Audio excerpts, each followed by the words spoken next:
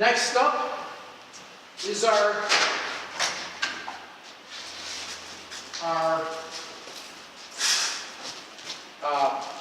GeoGrid or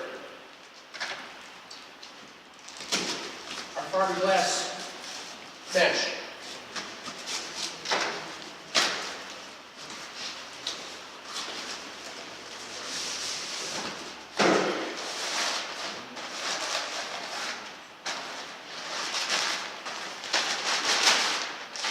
Okay.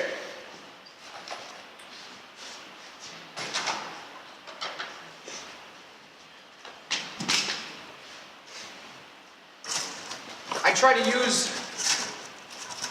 big strips. I'm going to turn it slightly. Try to cover as much space as I can. That seems about good. All right. Obviously on straight runs, it's really excellent. You don't have to do much of anything. Just use a pair of scissors, give it a shot, give it a cut. Then come back and I'm going to do something first. I'm going to lay my inserts in first, and here's why. I want my inserts in and I want the mesh to be inside of the inserts. I don't want to guess how big my lath should be and then try to compensate. So I'm going to put my inserts in next. And what you don't want is you don't want any lath to even get close to those inserts' face. Because when you pour the mud, if you got a piece of lath sticking out, good luck. You're going to have to dig it out of the concrete or cut it or shave it or burn it or try to hide it. And that's just kind of unsightly. So we don't make that mistake. We're going to go ahead and put our inserts in first. So what we're going to use here is, actually we'll use this. This is a slate insert. Pass this around, take a look at it. It's got an interesting design, interesting texture.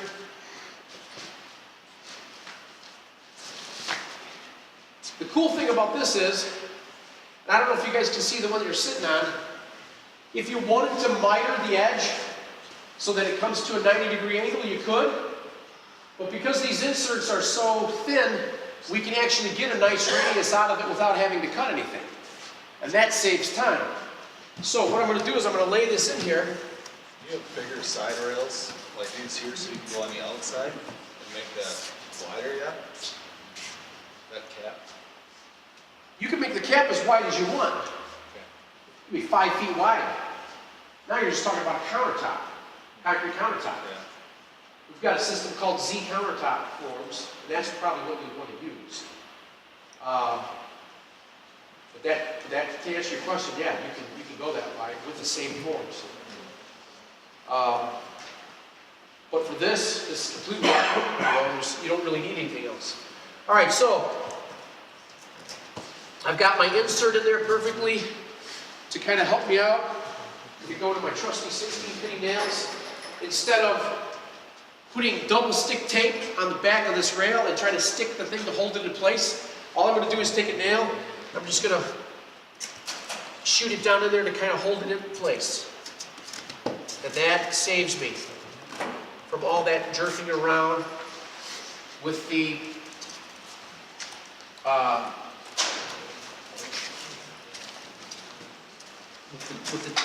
sticky tape.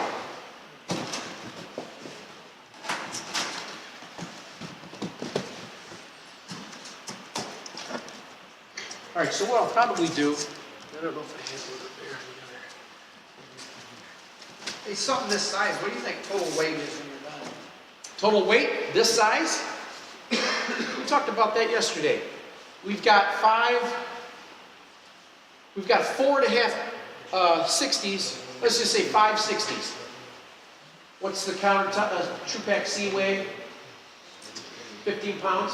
No, it's 8 pounds. 8 pounds. So 40. So you've got.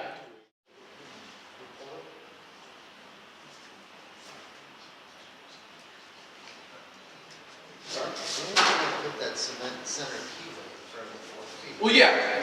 You could have done this. Sorry, I didn't express that. Okay, so let me back up just a second because I think I skipped over something here. When all this was set in place, remember our keyways? It's at that point you would identify where those keys are, anchor down with your rebar, or pour your cement into your footing from there, all right? So, just so you know, every 4 feet, you've got an anchor point to keep from moving around. I honestly don't think once this is all set up in place that you're going to get any movement anyway. But, for the sake of, being thorough, good installation practice, you want to anchor those things down, okay?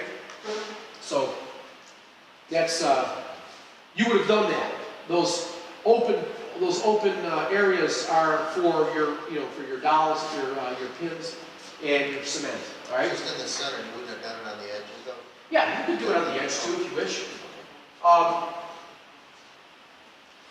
The way I do it on the edge though isn't the same way. I drill down to anchor it in there, but I don't try to fill that with concrete.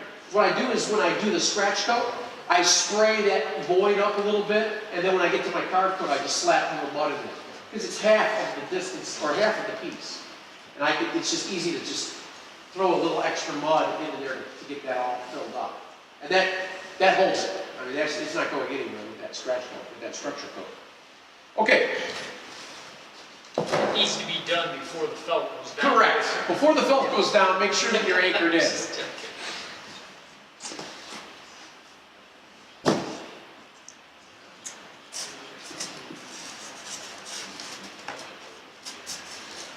Once again, I'm just using these nails to kind of keep it in place.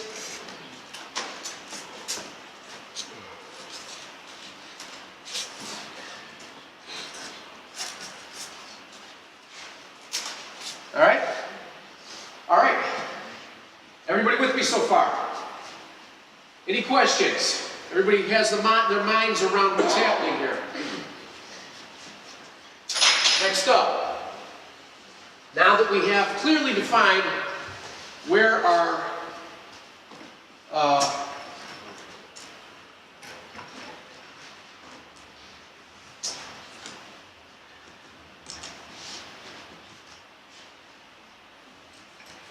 we'll go back and cut off this lath so that it fits inside of our tray clearly.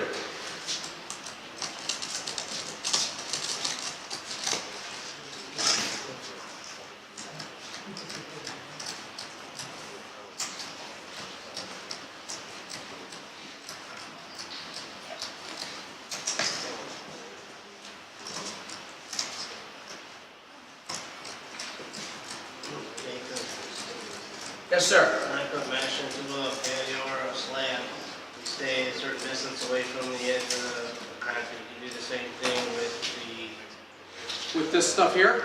Yeah. Yeah, I try to stay an inch away. The reason why, let me just say this. The reason why the practice is to keep it a certain distance away from the outside edge is because they know the steel's going to rust. And that oxidation is going to leach out into their work. So what they try to do, at least I think it is here in Illinois, they try to stay 3 inches away from the outside edge. So all their rebar apparatus or the cage or the armature is always, you've got 3 inches of space. That's to take into account the fact that they know what's going to happen. But this is fiberglass mesh. No corrosion, nothing corrosive, nothing is breaking down. So as long as you're, either way you don't want it sticking out. either way you don't want it to get too close to sticking out, correct?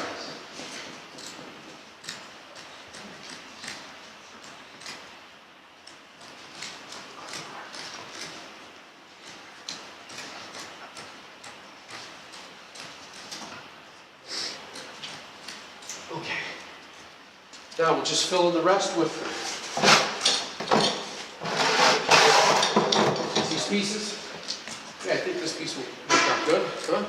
No?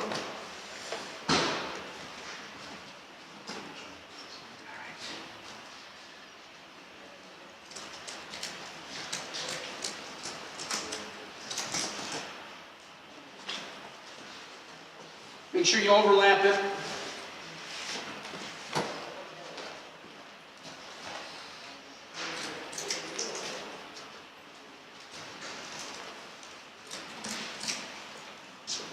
Okay, guys, we're basically prepped and ready.